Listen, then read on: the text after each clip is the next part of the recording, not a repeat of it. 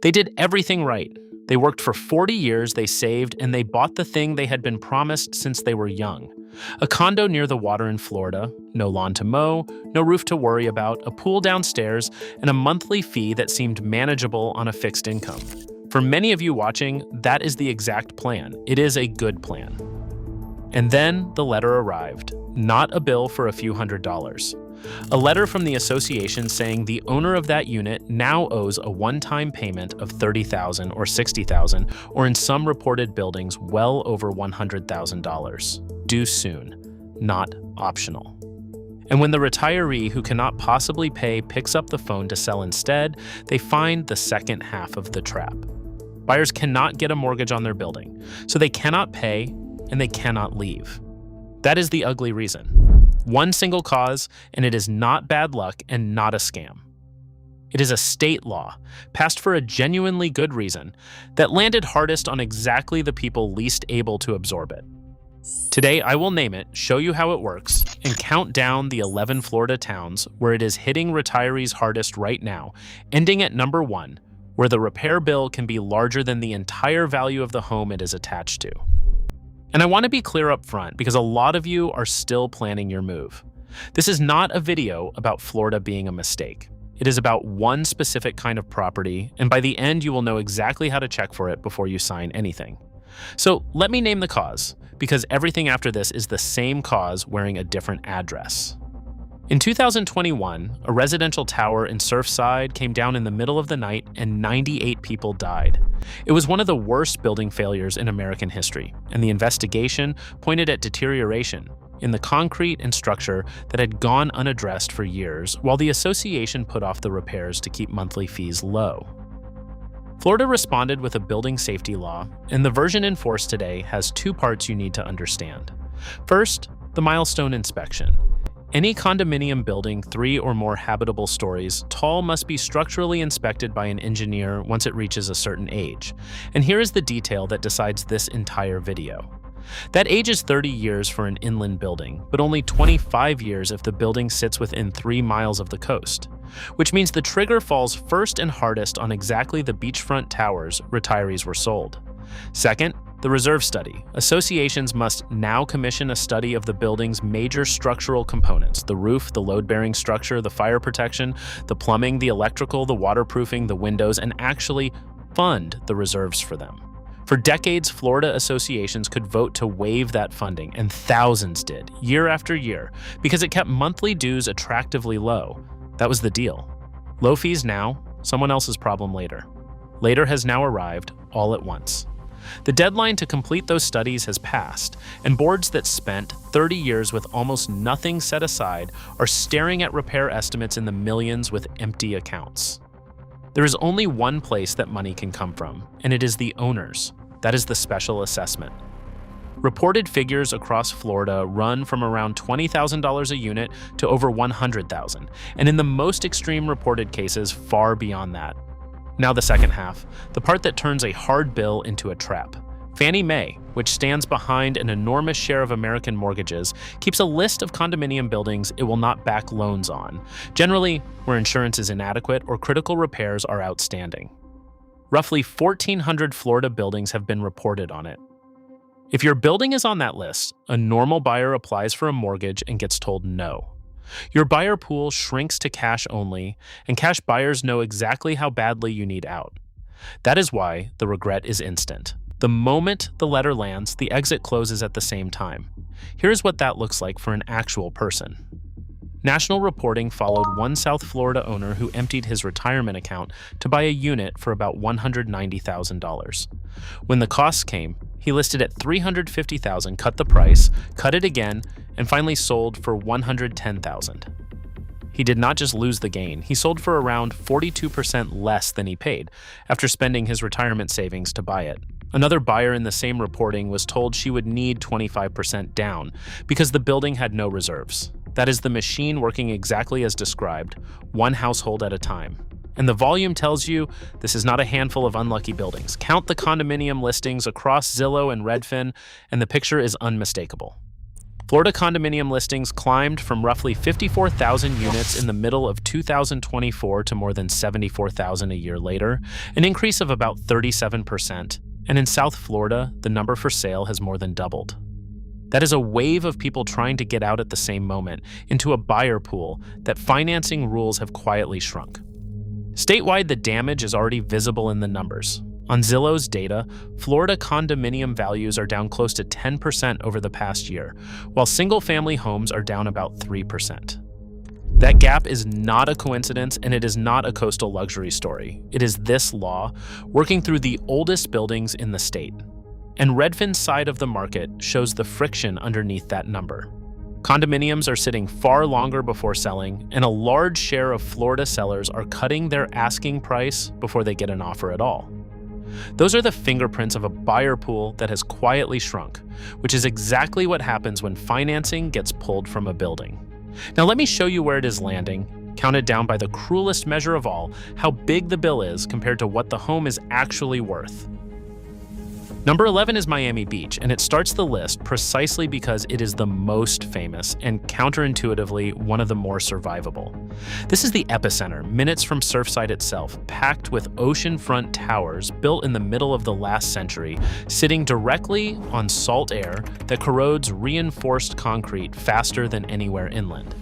The assessments here are enormous, but so are the unit values. So a six-figure bill on a unit worth well over $500,000 is brutal without being fatal. Miami Beach is where this began. It is not where it hurts worst, but it is where you see the engineering most clearly. Salt air drives chloride into concrete, chloride attacks the steel reinforcement inside it, and corroded steel expands and cracks the concrete from within. It is slow, invisible from a balcony, and precisely what the inspections were written to find. A building can look immaculate in the listing photos and still be carrying a seven-figure repair. Number 10 is Aventura, just north, a dense forest of towers built largely in the boom decades and marketed for exactly this life stage. Reporting on the condo squeeze has pointed at single Aventura buildings with around 24 units listed for sale at the same time, which is the visual signature of an assessment landing. When one building suddenly has 24 sellers, that is not a coincidence, and it is not the market. That is a letter that went out to every mailbox on the same Tuesday. And those sellers are all competing against each other inside the same building for the same small pool of cash buyers. They are not setting the price. The most desperate person in that building sets it for everyone, because whoever needs out fastest cuts first, and every other listing has to follow. One letter can reprice an entire building in a month. Number 9 is Hollywood, which gives us the clearest documented number on this list. One oceanfront association there was reported facing a special assessment totaling roughly $56 million across the building, about 16% of the average unit sale price. Sit with that ratio. 16% of what your home is worth due as a lump sum on top of the monthly fees you already pay for repairs to a building you already own a piece of. And Hollywood sits in Broward County, where the sales data puts condominium supply at nearly 13 months, while single-family supply sits under 5. Nearly 13 months of condos with no buyers is not a slow season. That is a market with a structural problem. Number 8 is Boca Raton, where the story shifts from luxury towers to the places retirees actually bought.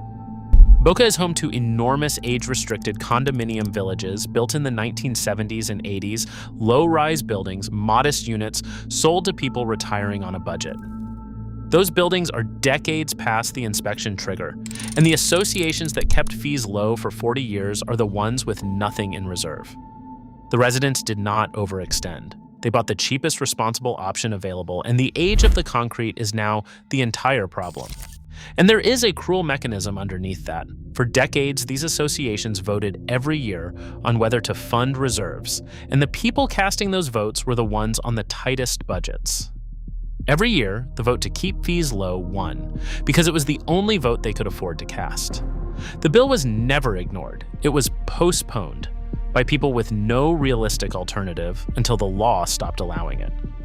And if this is the kind of detail you wish someone had explained before your parents bought or before you did, tap the like button for me. It genuinely pushes this in front of the next person about to sign, and that is the only reason I make these. Number 7 is Clearwater, and now we cross to the Gulf side. Clearwater and Clearwater Beach are stacked with mid-century and 1970s beachfront buildings, and because they sit right on the water, they hit the 25-year trigger rather than the 30-year one. Pinellas County is one of the most condo-dependent markets in the state, so when condo financing tightens, an unusually large share of local housing becomes hard to sell at once. Clearwater is where the problem stops being a South Florida story, and that 25-year coastal trigger is doing something quietly unfair. The buildings closest to the water, the ones with the views people paid a premium for, are inspected soonest, corroded fastest, and insured highest. The exact feature that made the unit desirable is what puts it first in line for the bill. Number 6 is St. Petersburg, just across the bay, same profile with a twist. It has a large inventory of older mid-rise buildings, and it took serious storm damage in recent seasons. So many associations are absorbing structural repairs, hurricane repairs, and rising master insurance premiums in the same budget year. 3 bills, 1 association, 1 set of owners on fixed incomes. That is how a manageable assessment becomes an unpayable one. And the master insurance policy deserves its own moment because most buyers never think about it. Your association insures the building itself, and that premium comes out of your monthly dues.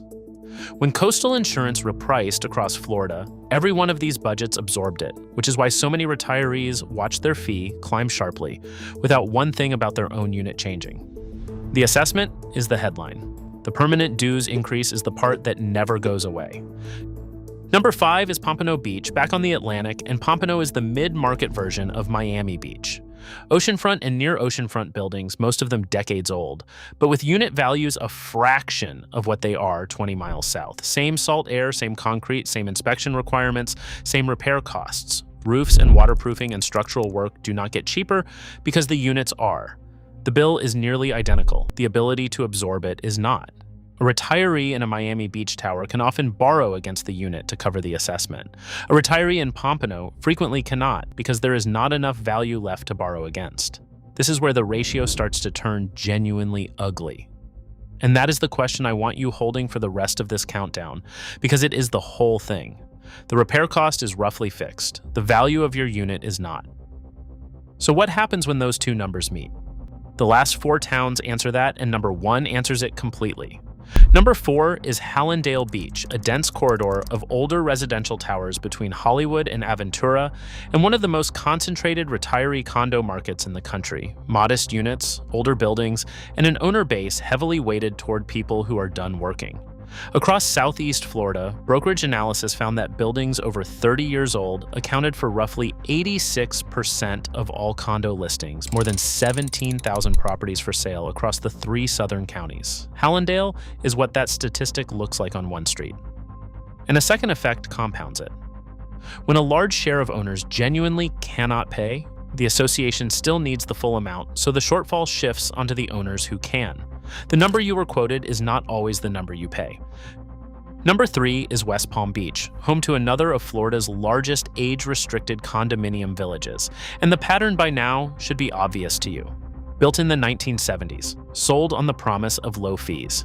Fees kept low for decades by deferring the reserves. Now past the inspection age with the structural bill due and nothing saved. These communities were not built for wealthy people. They were built for school teachers and postal workers and nurses who retired to Florida on a pension, and the assessment does not adjust itself for that.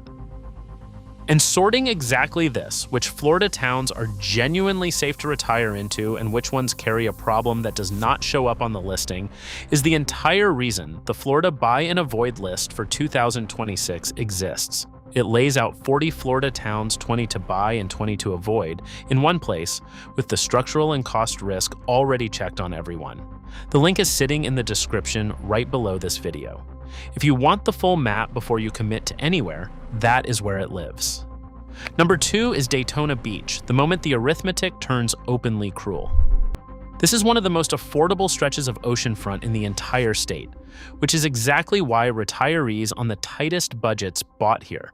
Older beachfront towers, modest units, some of the lowest condo values on the Atlantic coast. And the repair costs facing those buildings are set by engineering and salt air, not by what the units sell for. A structural assessment that is painful in Miami Beach and hard in Pompano can be roughly a third of everything the unit is worth in Daytona. Add a building on the financing list, and the owner has no realistic buyer at any price a normal person would call fair. Which brings us to number 1, Deerfield Beach, and specifically its enormous age-restricted village. Let me give you the numbers plainly. It is more than 8,500 condominium units. The buildings went up between about 1970 and the mid-90s, so essentially all of them are now past the inspection trigger.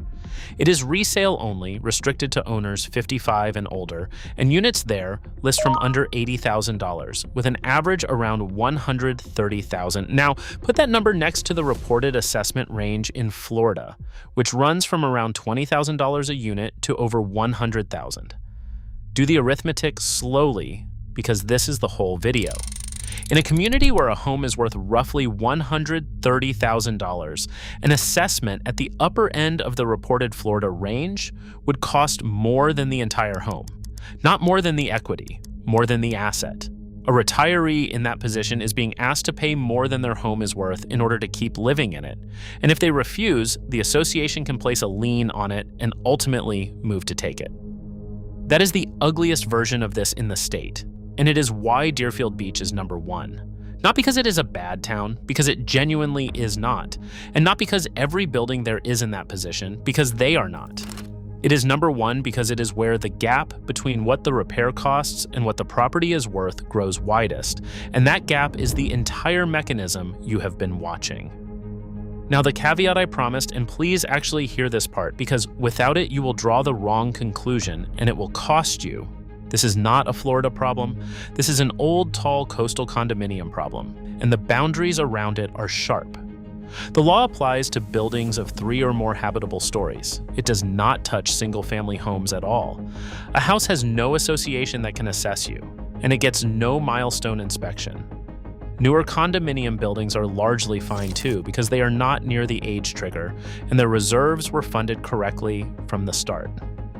And on Zillow's numbers, the single-family market is behaving completely differently, down around 3% statewide, while condominiums are down close to 10%. In Broward, single-family supply sits under 5 months, while condominiums sit near 13%. Same county, same week, 2 completely different markets. So the lesson is not to abandon Florida. The lesson is that the word condo is now doing a huge amount of hidden work in a listing price, and a cheap one near the beach is cheap for a reason you can actually find out. So here is exactly what to do, and it takes about 10 minutes. Before you make an offer on any Florida condominium, ask for 4 documents in writing.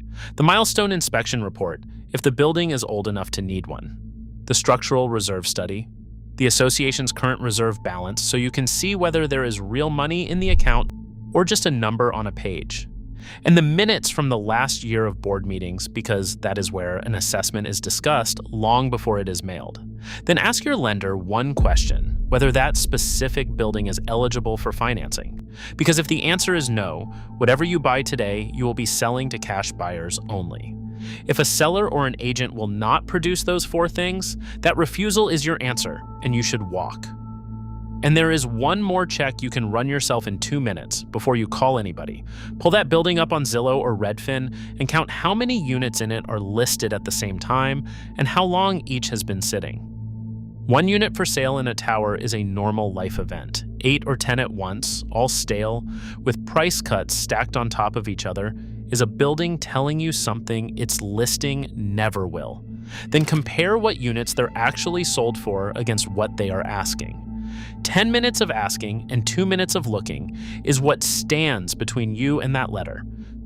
So here is my question for you, and I read every one of these. If you own in one of these 11 towns or anywhere in a Florida condominium building, tell me in the comments what has happened with your association, the assessment, the fee increase, the inspection result, whatever it is, and which town you're in. There are people watching right now who are about to buy into exactly your building, and the honest version from someone who lives there is worth more than anything I can put on a chart. And if this was useful, the video you want next is the one on the Florida towns quietly hitting record highs this year, because they are almost all inland, almost all single family, and the exact mirror image of everything you just watched. Go watch that one next. And subscribe to Florida Pulse because I follow this month by month, building age by building age, and I will keep showing you where the next bill lands long before it reaches anybody's mailbox. We will see you in the next one.